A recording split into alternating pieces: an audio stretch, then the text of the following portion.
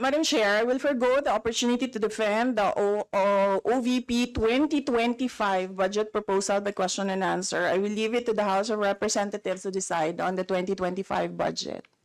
Honorable Rosas, you may proceed. Madam Chair,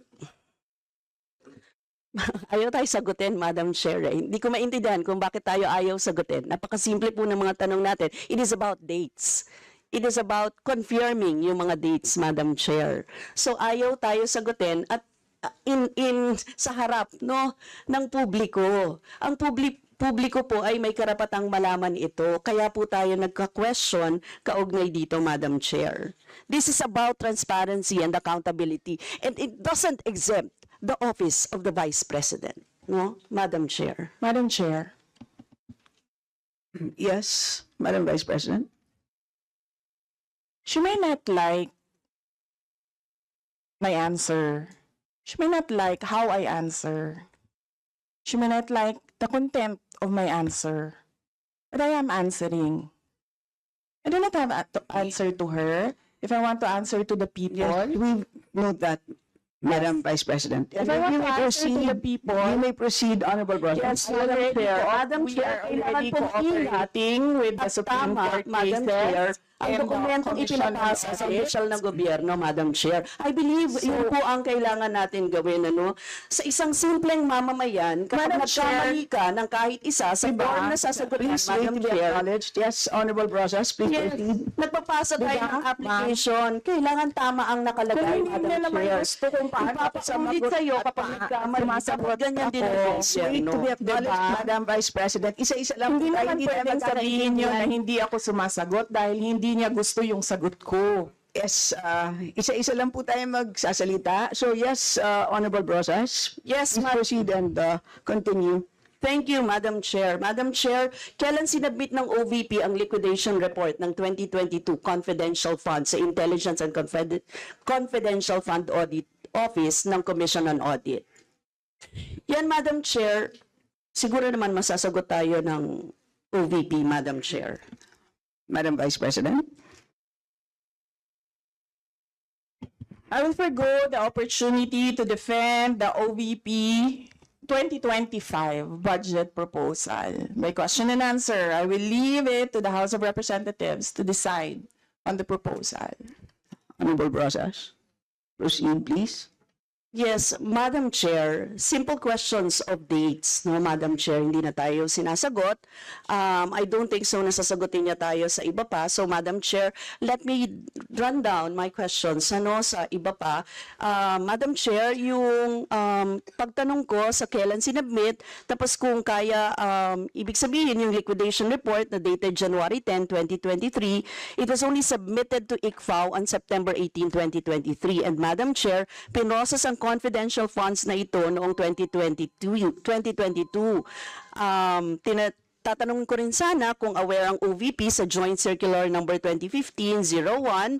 Kindly wind up. And Madam Chair, for the record, kasi Madam Chair, ang nakalagay sa item 6.2.2.7 no, ng Joint Circular, all cash advances for CF, for the confidential fund, or intelligence fund shall be liquidated at year-end, Madam Chair. So yun po yung reason kung bakit natin tinatanong, kasi lumagpas. Ibig sabihin, hindi nagko-comply ang OVP sa deadline na nakalagay sa joint circular na dapat niliquidate na ang cash advance para sa confidential funds ng 2022 noong December 2022 pa lamang. Yun po yung year-end niya. Pero nakita niyo naman January. So Madam Chair, those are simple questions na kayang-kayang sagutin ng OVP, but never na sinagot ng OVP, Madam Chair. So, Madam Chair, sana man lang kahit paligoy-ligoy, hindi sinagot talaga Madam Chair. So, thank you, Madam Chair. Next to interpolate is Madam Chair? yes. Yes. Hindi po totoo yung sinasabi ni Representative Brosas na hindi ako sumagot. Hindi sumagot ang Office of the Vice President. We cooperated with the cases in the Supreme Court. There are 4 cases in the Supreme Court. And then we cooperated with all the audit actions of the Commission on Audit. Now, I will forgo the opportunity to defend the Office of the Vice President 2025 budget proposal by question and answer, and I will leave it to the House of Representatives to decide on the proposal. Madam Chair, last lang, Madam Chair. This is the Congress, Madam Magpalista ka na Chair. lang sa round 2, Honorable Brosas. Yes, sasabihin ko lang, Madam Chair, na proper forum ito para malaman natin ang lahat. This is a proper forum. Ang Kongreso po ang dapat nag-aalam niya. Thank you. Pero gusto ko lang pong tanungin si Madam Vice President. If the representatives of the people, like this House, has all the right to scrutinize the budget of any agency. Madam Chair. Madam Vice President. Madam Chair, is it a question? I think it's directed to the House. No, I'm asking you the question, Madam Chair. I'm asking the question to the resource speaker if she believes that this House, being the representative of the people, has the right to scrutinize the budget of any agency. Right, precisely. That's why I say I will leave it to the Only House yes of or no, Madam Representatives to decide Madam on Chair. the proposal Madam Chair, as presented. excuse me, Madam Chair, that can only be answerable by yes or no. We, again, Chair would like to remind our guests to please be responsive to the queries of the members in the most direct manner. So please proceed, Madam Vice President. I already answered.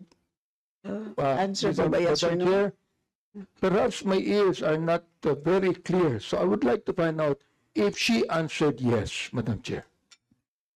And I will leave it to the House of Representatives I to do not decide on need the her to explain, Madam proposal Chair. as Madam presented. Chair, she has been answering the same answers since we started this query and this hearing. What I just want to ask, Madam Chair, is very simple. A simple answer of yes or no. Does the Vice President believes that this House has all the right to scrutinize the budget of any agency? I'm not just referring to the agency of the Vice President. I am referring to every agency of government, Madam Chair. That can only be simply answered by yes or no. I do not need to hear the paulit-ulit na kasagutan niya. Kanina pa, gusto ko lang po marinig. Hindi po ako nagagalit. Oo, hindi po katulad niya, parang inis na siya. O gusto ko lang po malaman. Oo, humbly speaking, naniniwala ba siya, Madam Chair, na itong House na ito na binoto ng tao ay merong karapatan ayon sa konstitusyon na scrutinize natin ang budget ng any ahensya ng gobyerno, including Congress, Madam Chair? Madam Vice President. Madam Chair, may I request the Secretariat to put on record, cut and paste. I will forgo and I will leave my answer, my previous answer. Madam Chair, I would just like to ask, why is it very hard for her to answer yes? I'd like to ask, why is it, Madam Vice President, why is it so hard for you to answer yes when you know that the answer should be yes? Why do you have to explain? Why do you have to explain? We're simple people here. I'm not even a lawyer. You are a lawyer, Madam Chair. So, this is a simple question of a simple Filipino. Meron po bang karapatan ang House na ito na scrutinize ang budget ng bawat ahensya ng gobyerno? Yun lang po ang tanong ko. Pwede pong sagutin ito ng yes or no. Kung yes, salamat. Kung no, edi salamat din. At least nalaman ng taong bayan. Madam Vice President. Madam Chair, I will forgo the opportunity to defend the OVP 2025 Madam Chair, I do not by need question an and answer. explanation I of will the leave it answer, to the Madam House Chair. of Representatives Madam Chair, to decide whether Madam they Chair, are Order, please. Madam Order, Chair, please. Point of order, Madam Honorable Chair. Abante, you may proceed. I do not need her to explain, please. You have been giving the same answer for hours. The same answer for hours. Alam ko naman po ang pagnanais nyo, why you answer the same for hours. Ngayon po, iba naman ang tanong ko. Ang tanong ko ito, tatanungin ko uli, Madam Chair, meron po bang karapatan bilang mga representante ng taong bayan sa bawat distrito at party list na mag-scrutinize ng budget ng bawat ahensya ng gobyerno? Hindi po natin pinag-uusapan dito ang confidential fund. Ang pinag-uusapan po natin budget. Madam Chair, before you answer, the gentleman wishes to have a direct answer, either yes or no. Are you going to provide a direct answer? Honorable Abante? So, what is the answer? I asked whether our Madam Vice President will provide a direct answer to your query, and the answer is no. May I know why?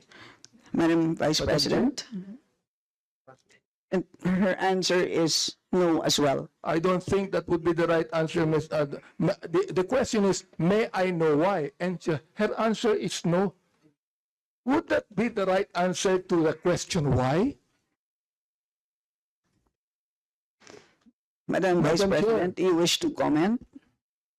Madam Chair, hindi dahil hindi nyo gusto yung mga sagot ko, hindi nyo gusto yung manner ng pagsagot ko, at hindi nyo gusto ang mga sinasabi ko, hindi ibig sabihin na Madam Chair. hindi ka sinasagot Madam Chair, ang mga point of tanong. order. Yes, Honorable Mali po Abante. yata ang sinasabi niya, hindi nyo gusto. Hindi yung nyo. Madam Chair, wag niyong isali dito ang aking mga kasamahan dito. Ako ang nagtatanong. Sabihin mo sa akin, hindi ko gusto ang tanong mo. Yun lamang ang dapat niyang sabihin sa akin. Sapagkat hindi ko rin gusto ang sagot niya. Madam Chair, ganun lang. Oo. Ano po ang sagot niya? Madam Vice President, do you wish to? Madam Chair, there's Answer. no question. The Honorable Abante is asking for a question, for a response. Ano po ang sagot niya? Yan ang huli po niyang sinabi. I request that the question be repeated. Honorable Abante, kindly The repeat answer- your question, not the- to be The answer is what? included in your time. To please repeat your last question. Ito po, ang tanong ko kanina, meron po bang naniniwala po ba ang ating Vice President na meron pong karapatan ang mga representante ng taong bayan, ng mga distrito at mga party list na scrutinize po namin ang budget ng bawat ahensya, hindi po lang ahensya niya, ng bawat ahensya ng gobyerno. Yes o no lang po ang sagot yan. Ang tanong ko po, Madam Chair, kanina ayaw niya sumagot. Ang sagot niya, ayaw niya sagutin. So ang tanong ko ito, may I know why? Ang sagot niya, no. Aba, Madam Chair, hindi po ako masyadong expert mag-English, pero palagay ko po naman, yung pong tanong na may I know why, palagay ko hindi po tama yung sagot na no. Madam Vice President. Madam Chair, palagay ko. So that explains it. It is his opinion. Madam Chair, It's up to you. You are the Chair. deciding officer. Madam Chair, hindi ko po opinion yun. Nakalagay po sa Constitution yun tulad po ng Vice President natin. Naniniwala po siya sa mandato niya bilang Vice President. Naaayon sa Konstitusyon. Gayon din po ang mandato natin dito na meron tayong karapatan mag-scrutinize ng budget ng anumang ahensya ng gobyerno ayon sa Konstitusyon. Ang tanong ko sa kanya, naniniwala ka ba doon? Madam Vice President. Madam Chair, umikot na po tayo. Bumalik na tayo sa simula. Natapos na yon, nasagot na. Ang sinabi, palagay ko, hindi iyan ang tamang sagot. Kung hindi niya gusto yung sagot ko, hindi ibig sabihin na hindi ako sumagot. Madam Chair, palagay ko, hindi po siya sumagot sapagkat inuulit lamang niya ang sinabi niya. O ito po ang gusto kong tanungin sa kanya. Pag pwede ba, Madam Chair, pakiulit mo yung sagot mo na isinasagot mo ng paulit-ulit kanina pa, Madam Chair. Gusto ko lang ulit marinig. Gusto ko lang ulit ma-record. Pakiulit mo lang ang sagot mo sa lahat ng mga tanong na tinatanong dito mula pa kanina. Madam Vice President. Madam Chair, I do not want to assume, so I would like to be clarified. Is this the OVP 2025 budget proposal or the confidential funds? Madam Chair, sinabi ko budget eh. Hindi ko sinabing confidential fund. Sinabi ko budget. Medyo mahina yata ang tenga ni Vice President eh. Sinabi ko budget eh. Hindi confidential fund. Sinabi ko na wala akong pakialam sa confidential fund. Ang pakialam ko ganito.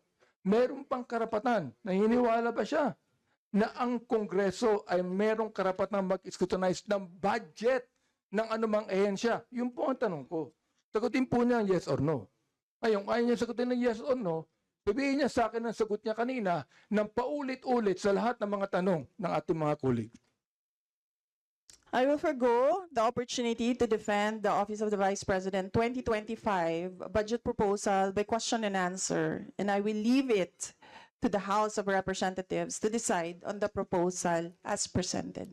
Madam Chair, maraming salamat po. Ibig sabihin po, yung kasagutan niya na paulit-ulit, naniniwala siya na merong karapatan ang Kongresong ito na i-scrutinize ang budget. Kahit ang budget na yan nagsimula ng 2023, meron pa rin karapatan ang Kongresong ito na i-scrutinize ang budget. Maraming salamat, Madam Chair. Maraming salamat po, Vice President.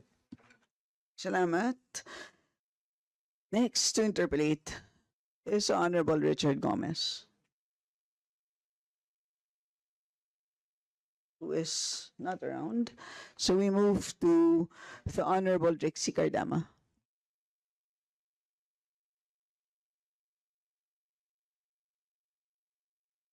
Thank you, Madam Chair. Good evening po, VP Sara. Although kami po ay mga kinatawan ng taong bayan na nakakakuha ng libo-libong boto ng Pilipino, kayo po ang most voted national official sa kasaysayan ng bansang ito. Pinakakatawan po ninyo ang kagustuhan ng pinakamaraming milyon-milyong Pilipino at bilang isang mataas na opisyal ng Armed Forces of the Philippines Reserve Force, ano pong masasabi nyo sa mga kaalyado ng NPA na nakapasok sa gobyerno at ginagamit ng pondo ng gobyerno para tumulong sa pagpatay sa ating mga pulis at sundalo at i-recruit ang mga kabataang Pilipino? Madam Vice President.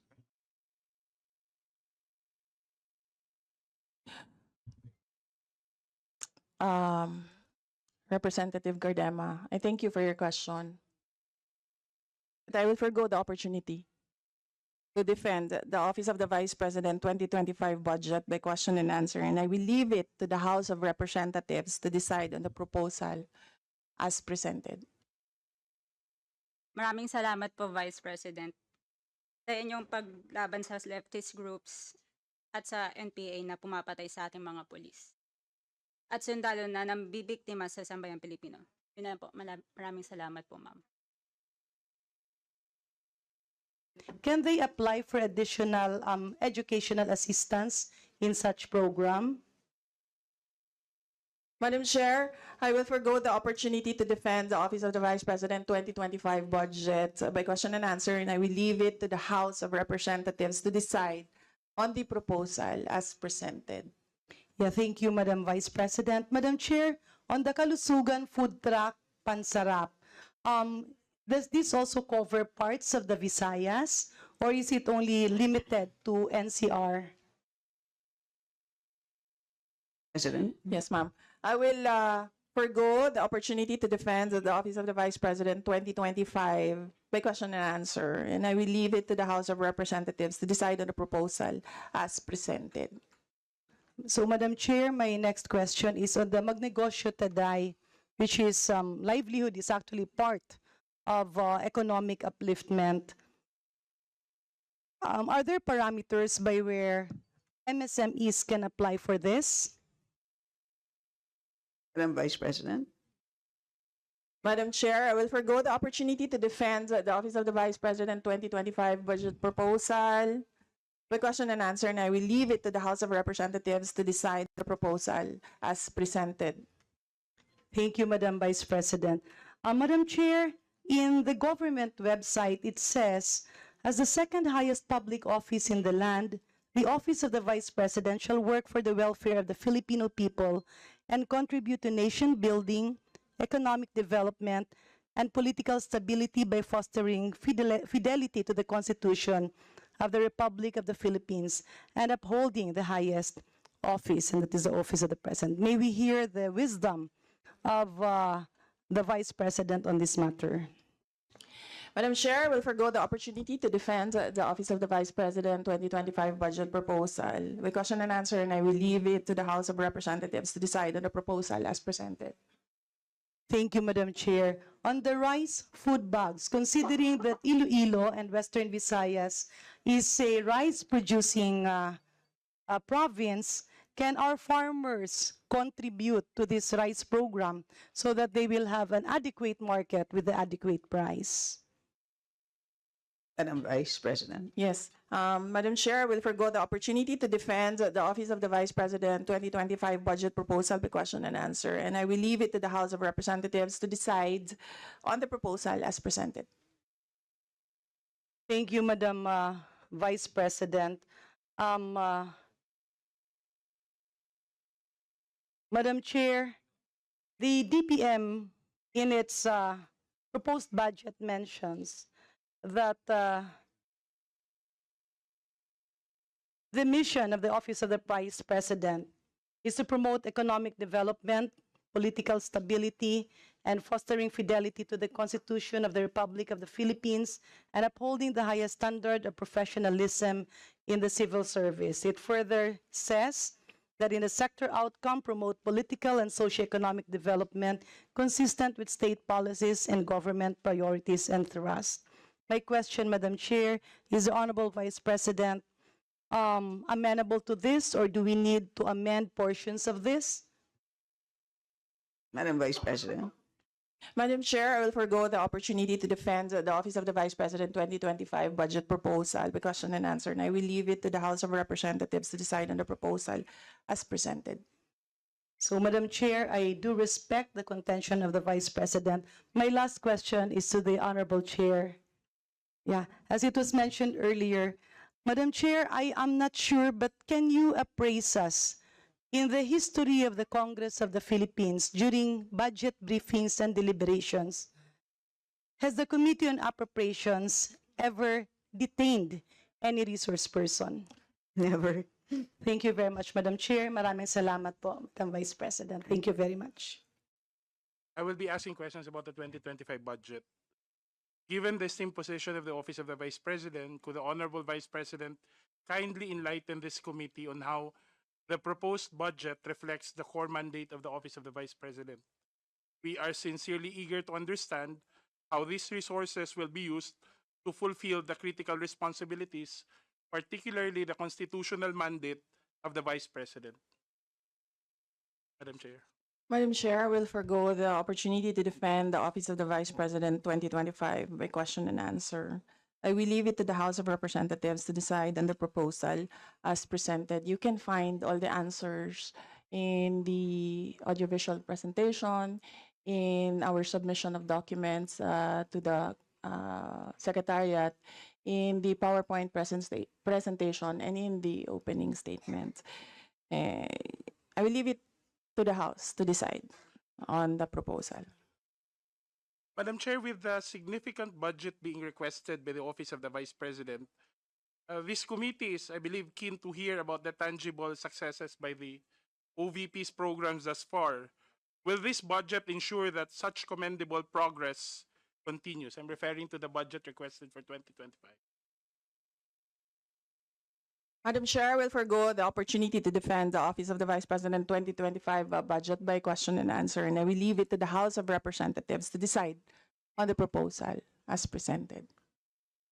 Madam Chair, I believe we are all familiar with the constitutional mandate of the Vice President, and that's why we'd want to know if the Honorable Vice President could clarify how the proposed budget allocation and the programs that it supports are aligned with this constitutional mandate of the Vice President. Because we're confident that the budget is a perfect reflection of the Vice President's priorities and the office's essential duties. Madam Vice President. Yes, Madam Chair, the answers are in the AVP presentation, the opening statement, the documents that we submitted to the Secretariat, and the PowerPoint presentation. I will forgo the opportunity to defend the Office of the Vice President 2025 budget proposal by question and answer, and I will leave it to the House of Representatives to decide on the proposal as presented.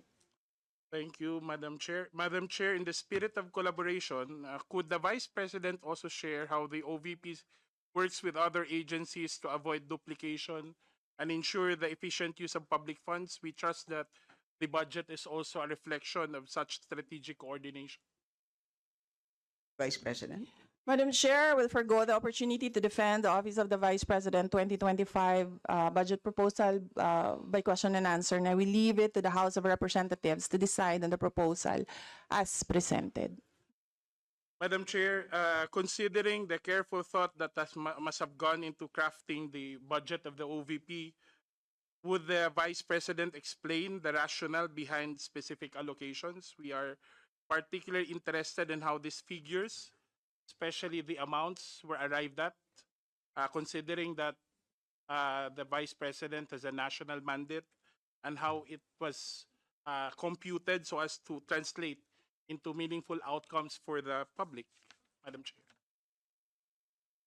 Madam Vice President. Yes, Madam Chair, I will forgo the opportunity to defend the Office of the Vice President 2025 budget proposal by question and answer, and I will leave it to the House of Representatives to decide on the proposal as presented. Madam Chair, the Honorable Vice President has repeatedly mentioned that she will forgo the right to personally defend the budget through a question and answer format. How should this committee interpret such a decision? Would it be fair to conclude, Madam Chair, that the programs under the OVP may not be as high a priority or as important as we had hoped for? Or should we interpret the response and the demeanor of the Vice President indicates that we, the elected representatives of the people, and the people that we represent do not deserve an explanation on how public funds would be spent by their office, Madam Chair? Madam Vice President. Yes, Madam Chair, all the answers are in the audiovisual presentation, the documents that we submitted to the committee secretariat, the opening statement, and the PowerPoint presentation. I did not say forgo the right, I said forgo the opportunity to defend. Thank you, Madam Vice President, because I think it's not our right to explain our budget. It's our duty to explain our budget. That's all, Madam Chair, and this I would have to say, I leave it to the committee to consider the responses of our Honorable Vice President in the approval of the budget of the OVP. Second, Vice Chair, nakakalungkot kasi nandito tayo lahat para tayo malinawan kung ano talaga yung nangyari, lalong-lalo na sa budget ng Vice President pagdating sa confidential fund and yung budget niya ngayong 2025. Kaya lang, hindi na rin ako magtatanong kasi alam ko, paulit-ulit din yung kanyang isasagot. So nakaka-frustrate lang dahil ito ay pera ng taong bayan. I would like to thank the Vice President for showing her true colors to the House and her lack of respect for check and balances and the separation of powers and accountability. We are a republic. We don't have a king or a queen. Now, Madam Chair, dahil hindi naman masagot ni VP Sara yung mga katanungan ng miyembro, may I move now to defer the hearing of the budget of the Office of the Vice President. I so move, Ms. Is Madam there Chair. any objection? Hearing none, same is approved. So the hearing or the briefing, the budget briefing shall be rescheduled or shall continue on September 10 at 9 a.m. So with that, the budget briefing is suspended.